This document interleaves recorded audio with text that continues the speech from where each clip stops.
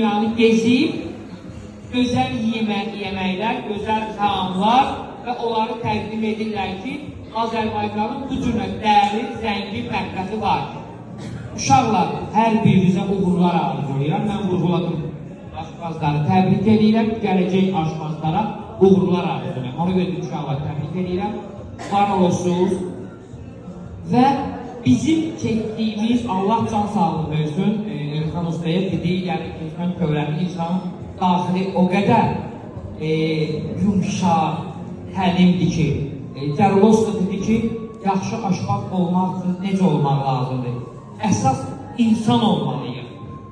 Əsas insan olmalıyıq. Hər kəs insan doğulub, hər kəs adam doğulub, amma insan olub olmamağını, adam olub olmamağını özü də gələcəyi göstərir. Əsas da özü göstərir onu. Ona görə də əsas yaxşı insan olur ki, mətbəxdə yeni gələn bəzi aşpazlarımız var.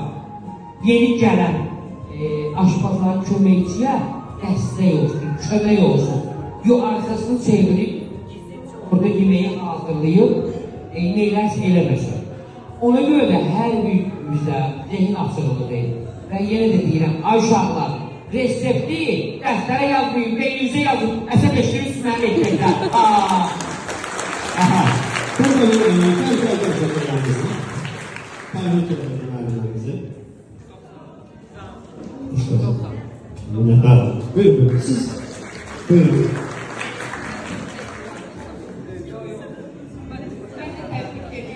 Ben sosyal şebekeleri izliyorum size. Hakikaten de çok samimi kaynaklı, çok mehriban, hakikaten her bir menü detayıyla başa salan çok şeyler öğrendim sizden. Allah canınızı sağ eylesin. Her tebrik edirəm, bunlar arzulayıram. Mən də sizə dərin təşəkkür edirəm ki, Günel mənim bir söz var, yaxşı bir yerə baxın, yaxşı kanala baxın, yaxşı bir səhifəni izləyin, sizə faydalı bir şey izləyin. Mən bir təşəkkür eləmək istəyirəm, mən heç vaxt demirəm ki, nəsə mənə görə olub, yox, o deyil, bəzi anlarda olur ki, Kamil bəy də bilir bu söhbəti, İlahi xanım da bilir bu söhbəti, həmişə biz deyirik ki, bizi sizlər məşhur etmişsiniz. Mən öz məşhurluğuma deyim də, yəni bu aşpazlıq sayəsində 10 nəfər mənə tanıyırsa, o 10 nəfər sizsiniz. Və sizlərə təşəkkür edirəm. Həqiqətən.